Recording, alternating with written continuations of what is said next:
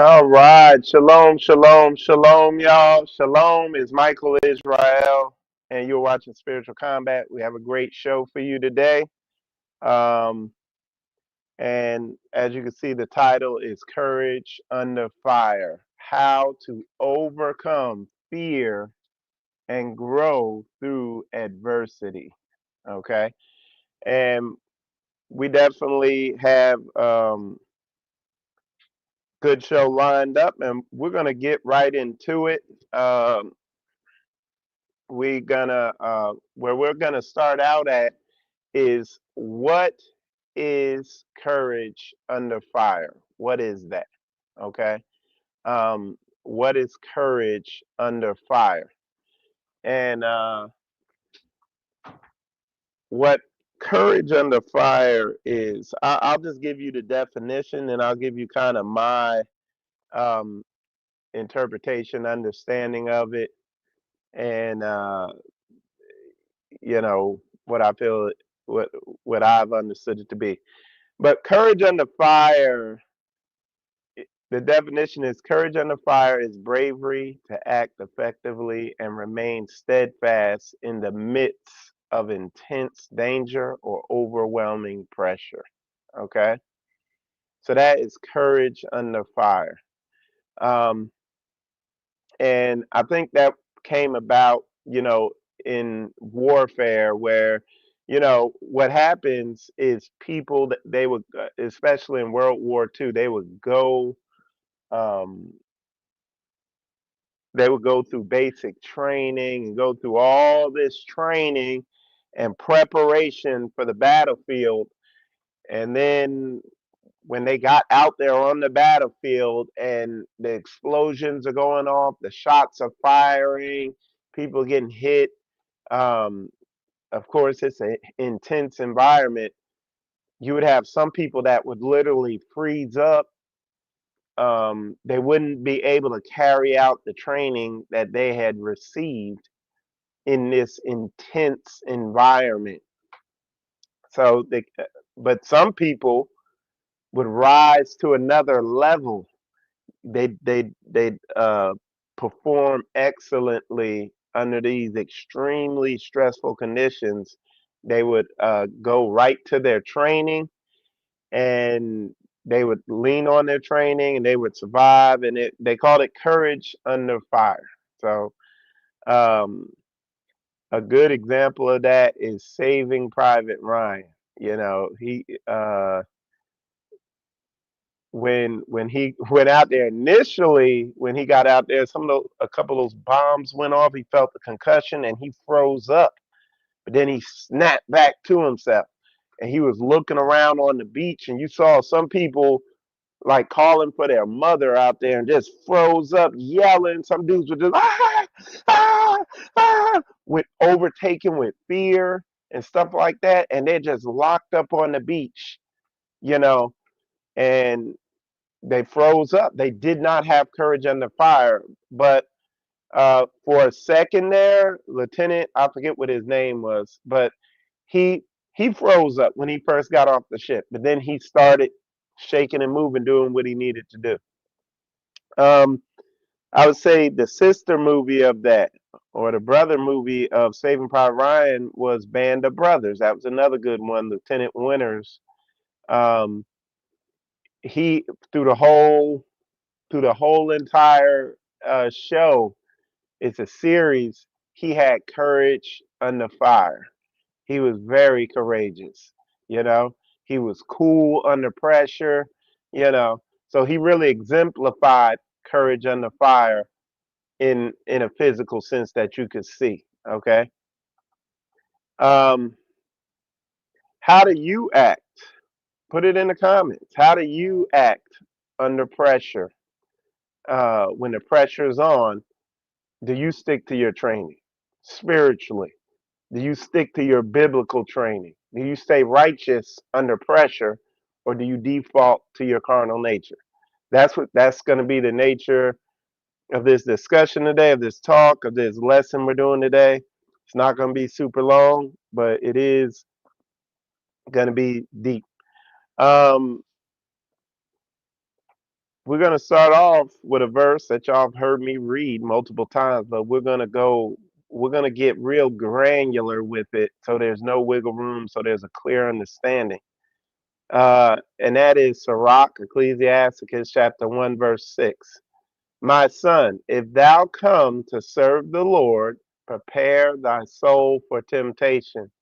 Set thy heart aright and constantly endure, and make not haste in times of trouble. A lot of people, man, when it gets uncomfortable and when it gets difficult, they make haste in times of trouble. Okay? They get, you know, and a lot of times they'll default to their carnal nature. And it's telling you right here in book, it's saying, don't make haste in times of trouble. And we're gonna find out why, and we're gonna really teach on why you shouldn't do that. Cleave unto him and depart not away, that thou mayest be increased at thy last sin. Whatsoever is brought upon thee, take cheerfully and be patient when thou art changed to a low estate. It says, for gold is tried in the fire, and acceptable men in the furnace of adversity. Difficulties and misfortunes. That's the definition of adversities, difficulties and misfortune. Believe in him, and he will help thee. And he will help thee. Order thy way aright and trust in him. Okay, so in times of adversity, it's telling you gold is tried in the fire, and acceptable men in the furnace of affliction. So, and it's letting you know that this is where the growth and development happens at. Okay. Um, and we're going to get into what the furnace of affliction is. But when we're in these difficult times, these are the times um, when you can really see what you're made of. Okay. If you're willing to face it. Okay. And that we're going to go into that also. Okay. And so what exactly, let's get into that. What exactly is the furnace of affliction? Um, what we're going to talk about in here, if you really want to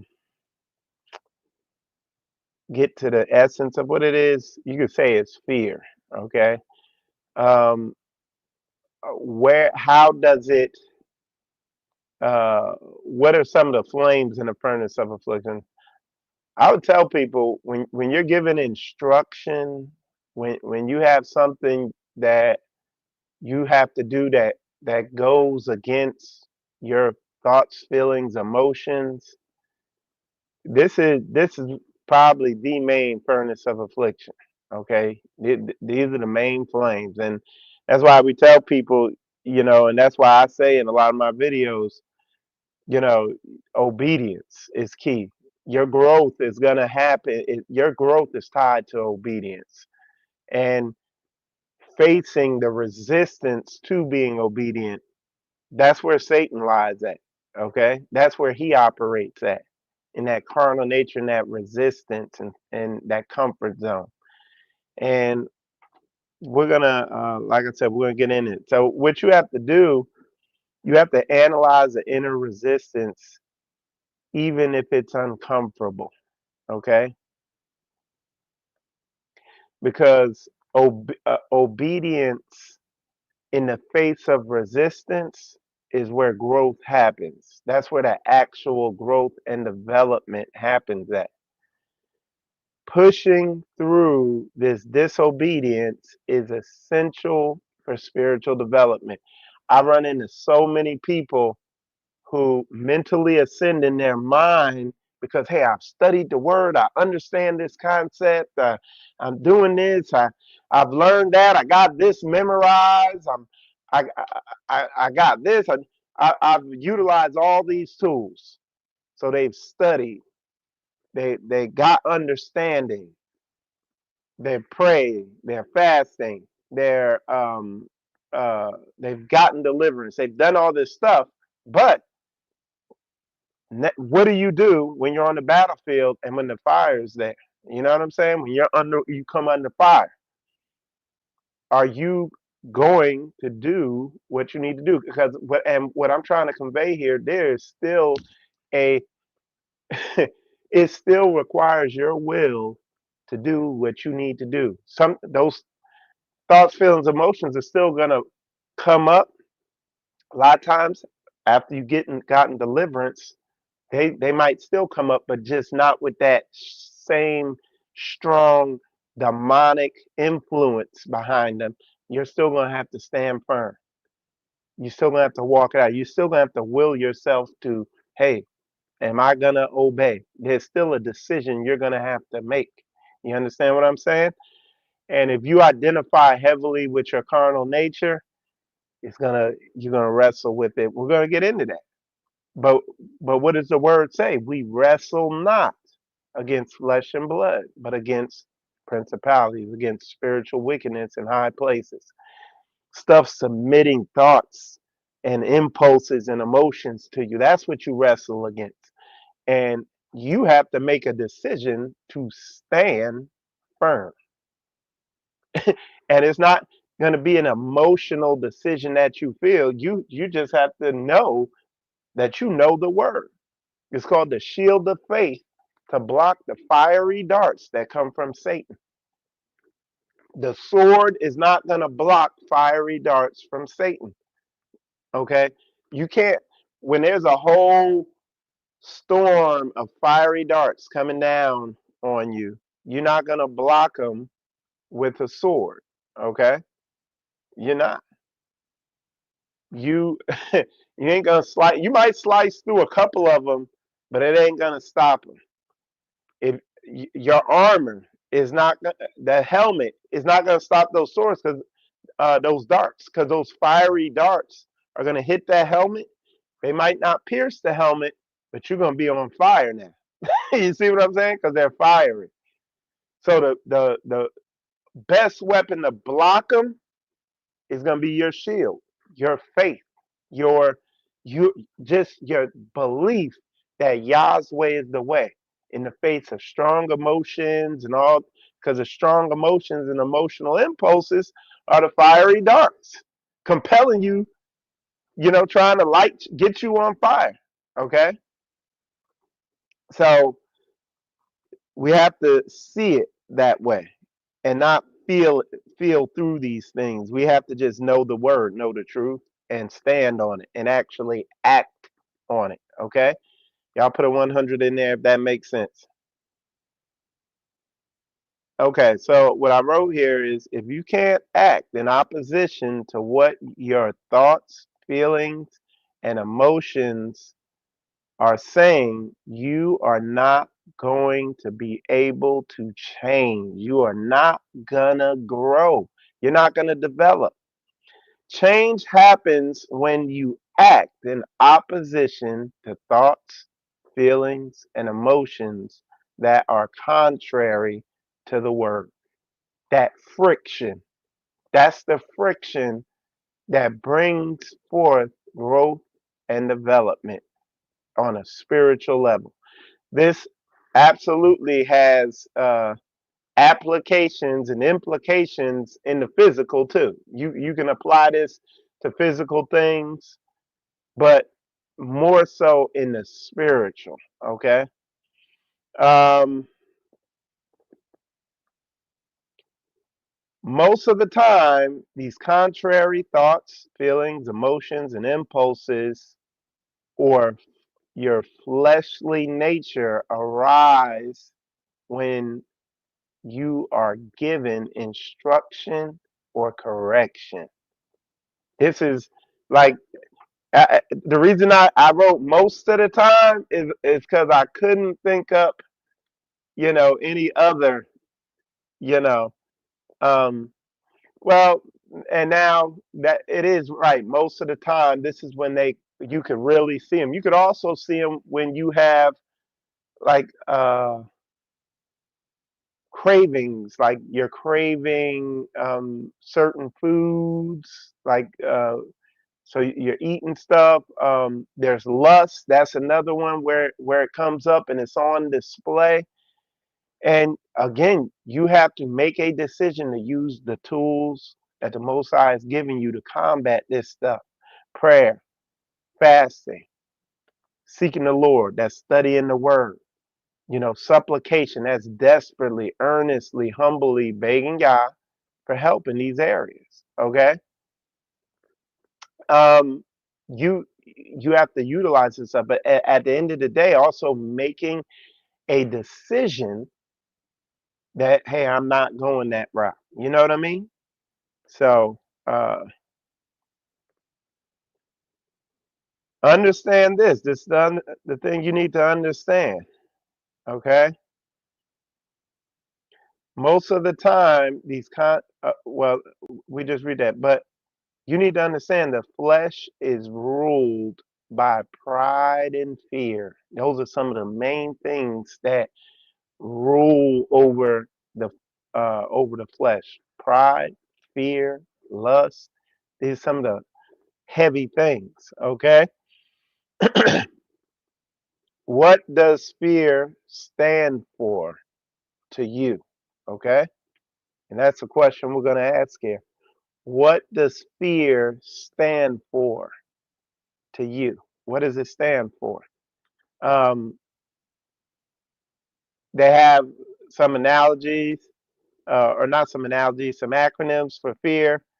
Uh, the one of the more popular ones is false evidence appearing real. So it's not real, but you choose to believe these thoughts, feelings, emotions, impulses, it's stuff that pops up. Hey, you choose to believe it. So to a lot of people, this is what fear stands for to them.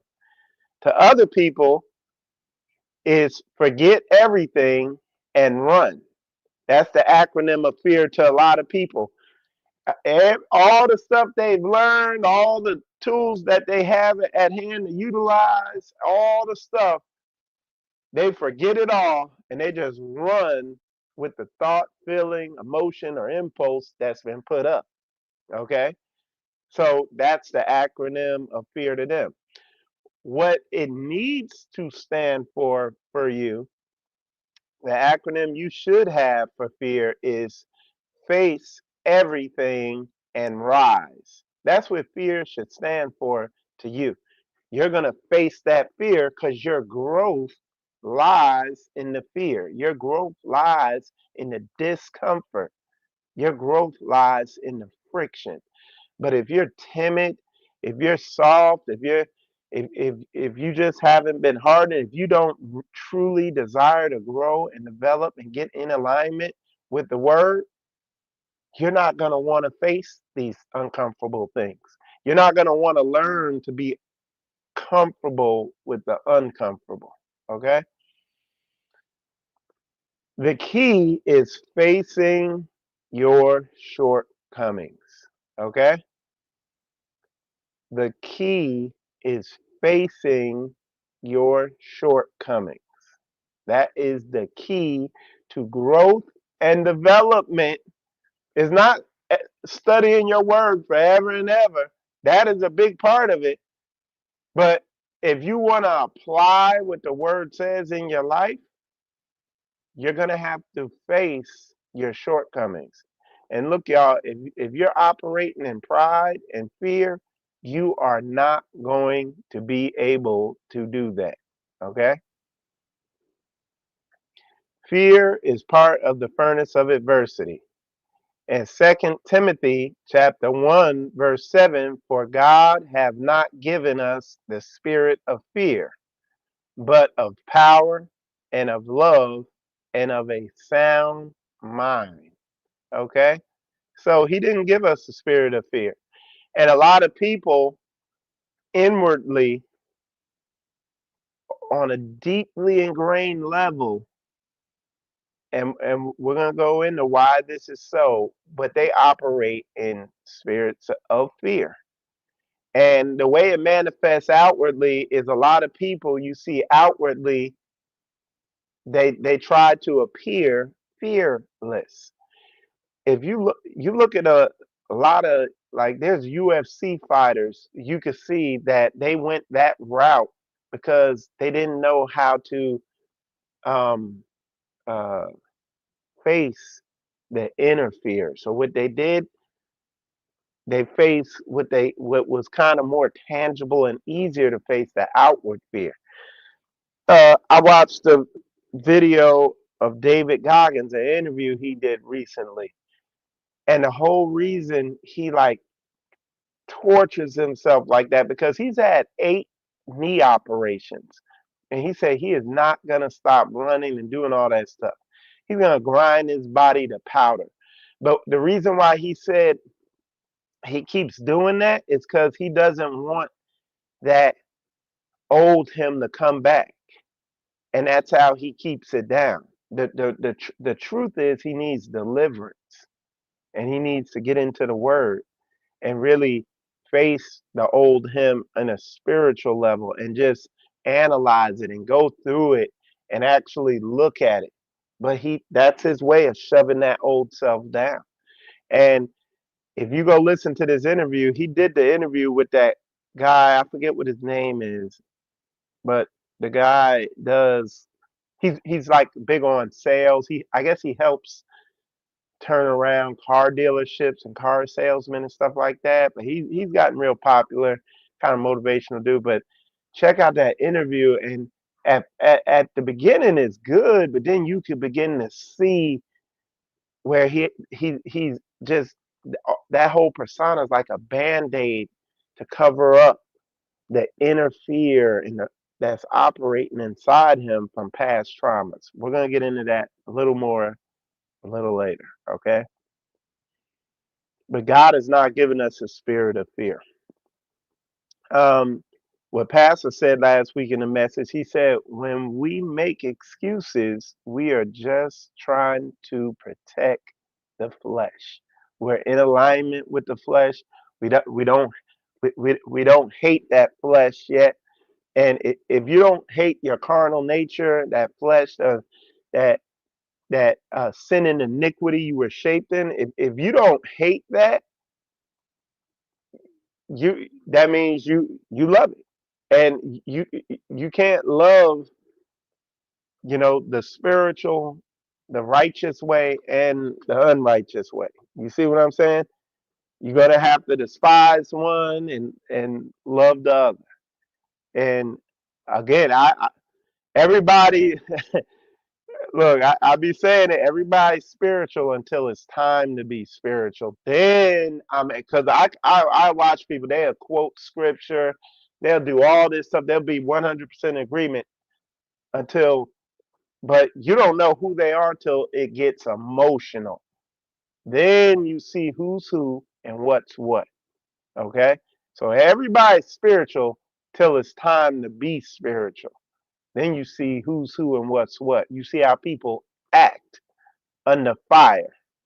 Okay? Um, and like Pastor said, when people make excuses, all they're trying to do is protect that carnal nature, that evil nature, that iniquity that's bound down in there. Okay? You have to face your Goliath, which is the flesh, or he will defeat you. And like I tell people here in our assembly here, look, you're gonna face your Goliath. You're gonna face him in this assembly. It's and it ain't gonna be me. Nobody's gonna be forcing you and compelling you to do it, but it's gonna come up because it's a righteous environment. And you know, a lot of times people, it could be the most religious sounding people, but when their Goliath comes up, you see who's who, and what's what. You see who got courage under fire.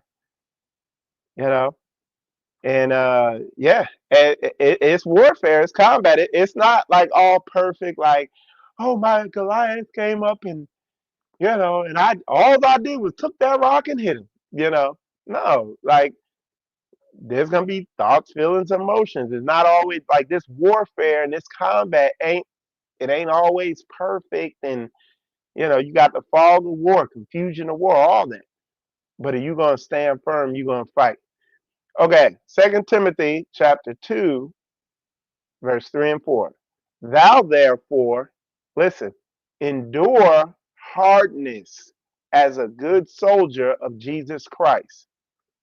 No man that warreth entangleth himself with the affairs of this life, that he may please him who have chosen him to be a soldier. Okay, this is like all through the book is warfare, combat type analogies, but because of the Greco-Roman Catholic beast system, that what they've done is twisted our understanding of this word to make it feel like, oh no, it's about cupcakes and feeling good and all this stuff. No, when it comes to you, particularly dealing with yourself, it's warfare. It's combat. You know what I'm saying? It is.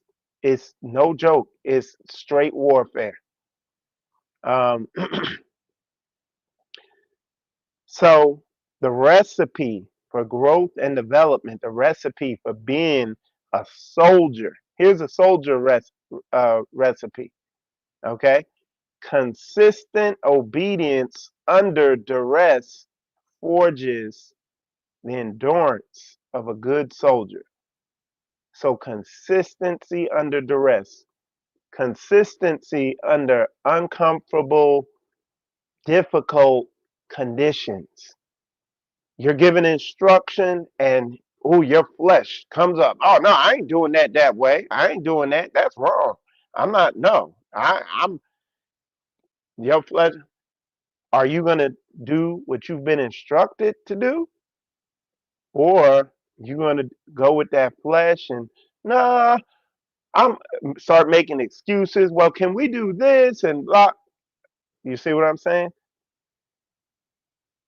It for us brothers who've been in the military, it helps because we've seen this actually play out in the physical and how it works and why it has to be this way. Why you can't be doing what you want in your mind and your feelings in opposition to what the instruction that leadership is given or whatever instruction you're supposed to be following. Okay? We've seen the fruit of this. We've seen it play out just in the physical, how it plays out. You see what I'm saying? And then I've also seen the opposite. How have I seen the opposite? In myself. Yeah. So, um, forget the flesh and call on Yah, and he will lift you up. You got to use these tools. You got to pray. You got to fast. You got to seek the Lord. You got to get deliverance. You got to use all the tools and weapons at hand in this warfare. Okay? Only be thou strong and very courageous, that thou mayest observe to do according to all the law which Moses my servant commanded thee. Turn not from it to the right hand or to the left, that thou mayest prosper wheresoever thou goest. Okay? So be strong and be courageous. You're going to need strength and you're going to need to be courageous. You're going to need to be bold. You're going to need to have courage under fire. Okay? So we're going to go through what causes the causes of spiritual stagnation. Okay? We're going to go through some of the causes of spiritual stagnation. Okay? Um, years of conditioning often lead us to identify strongly with our carnal nature's internal voice because we are born in sin and shaped in iniquity. The voice frequently contradicts God's word, causing stubbornness and disobedience. Following instructions that challenge deeply ingrained thoughts, feelings, and behaviors becomes difficult due to this long fed carnal nature. So I'm gonna just list some of these things, list of some of the deeply ingrained behaviors, and it's just some, it's other ones, but you got pride, that's the big one, fear, self-protective instincts that cling to comfort, wanting to be in your comfort zone. Growth can't happen in the comfort zone, y'all. It does not happen. Growth happens in the furnace. Okay.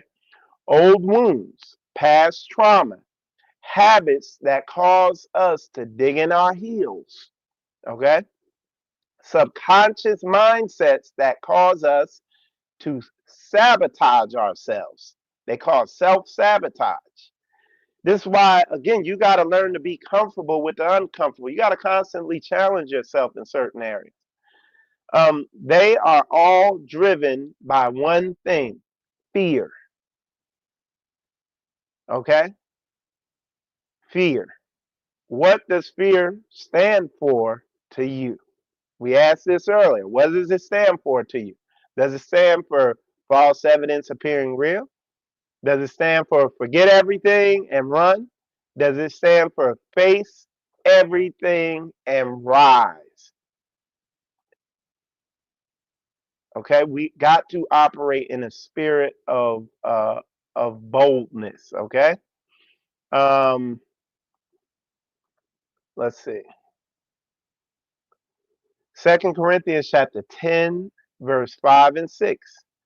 Casting down imaginations and every high thing that exalteth itself against the knowledge of God, and bringing into captivity every thought to the obedience of Christ, and having in a readiness to revenge all disobedience when your obedience is fulfilled. So look, that verse right there is telling you you need to be paying attention to the thoughts, feelings, emotions, and impulses that pop up in your mind. You need to be paying attention to them and making sure that they're in alignment with what the Bible says. And if you're studied in the Bible to any degree, it's gonna be evident. You got to watch those impulses where you want to make excuses and lash back out and say this and do that, and slow down and process this thing righteously. That's what this Bible verse is sitting here saying. Okay? You have to work your salvation out with fear and trembling. Call on Yah and endure. Forget the flesh. Call on Yah, and He will lift you up. This because at getting into this, like this can be intimidating. You gotta trust in the Father. This is where you're gonna passionately seek the Father and call out to Him. When you're in that furnace, when you're in them difficult situations, this would go because I'm telling you, some of this stuff is so deeply ingrained. You don't have the will to overcome it. You need Him. And this is going to get you in a perfect place to lean on Yah, to rely on Him, to count on Him. Okay? Um, Consistency under difficulty is where change happens, or gold is tried in the fire, or in difficulty, men are formed. One, I'm trying to break it down in different ways of you understanding.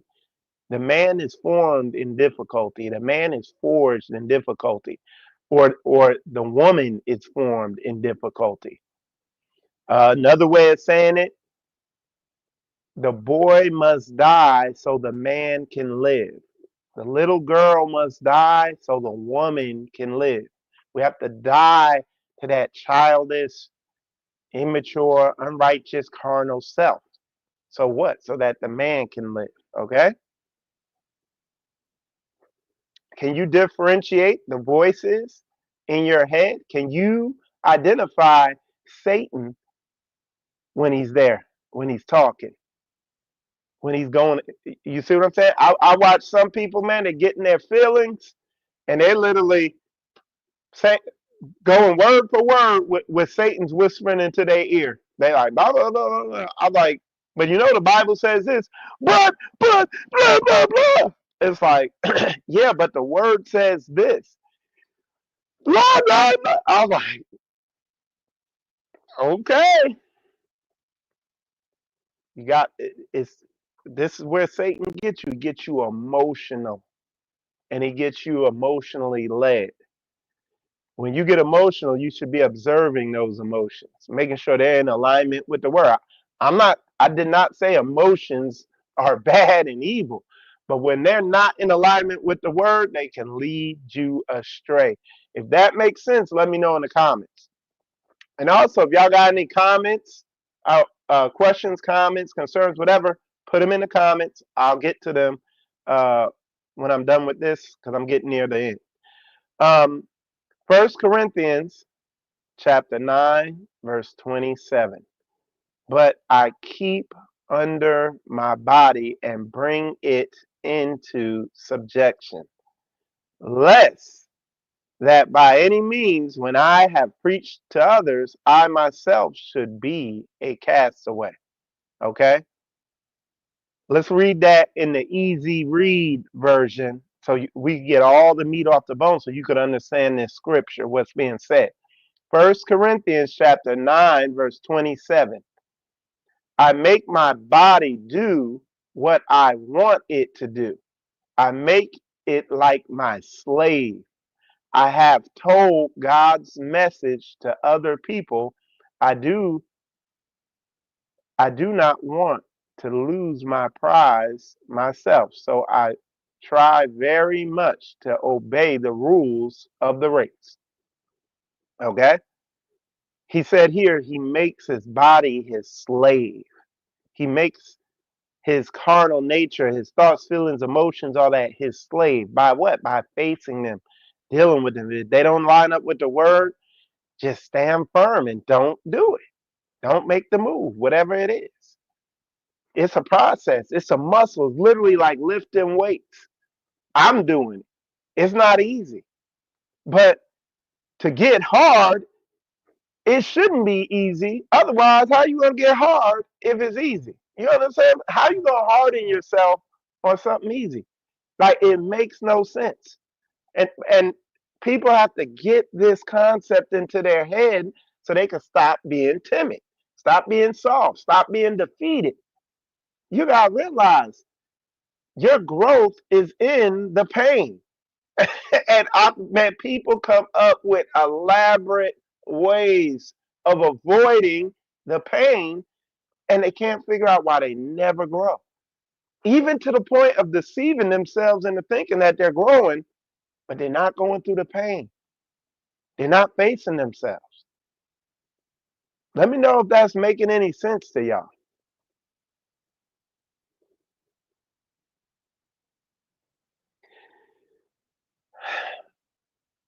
Again, if y'all have any questions, comments, concerns, put it in there. It the reason I pause because I'm telling you, it is. I'm trying to think of the right word. It is the best word I could use right now is just amazing. The excuses people make to avoid facing themselves and going through the pain, going through the difficulty, going through the hardness that's going to make them hard and strong like they want to be. It's like somebody like, hey, I want to lift weights. I was like, okay, well, you got to put weight on the machine so that you can struggle. I was like, no, no, I don't have to do that. Look, I'm lifting weights now.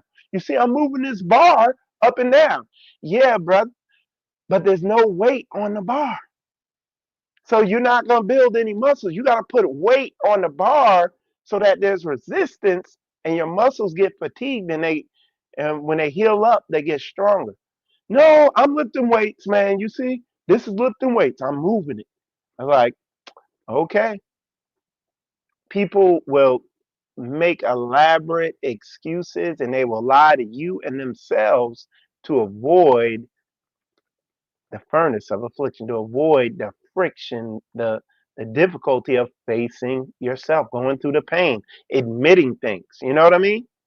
There's a myriad of ways and like places and circumstances people do this, but this is the mechanism. So check out this saying: when you're, excuse me, when you're in a dark place, you think you've been buried, but actually you've been planted. Okay? This, again, this is that rebellion you get from people, that kickback, that excuse making, that lying, all that stuff like that. The justifying that people do to themselves and the people and the brothers and sisters around them. But people need to remember when you're operating in this, when you're in a dark place, you think you've been buried, but actually you've been planted. Okay? Forget the flesh, call on Yah, and he will lift you up. Remember, worthy men are made in a furnace of affliction. Okay? That's where acceptable men, women, all that. Okay? Um, with that said, I appreciate all y'all tuning in. You're watching Spiritual Combat, and I'm Michael Israel. Definitely share this. And with that said, shalom, shalom.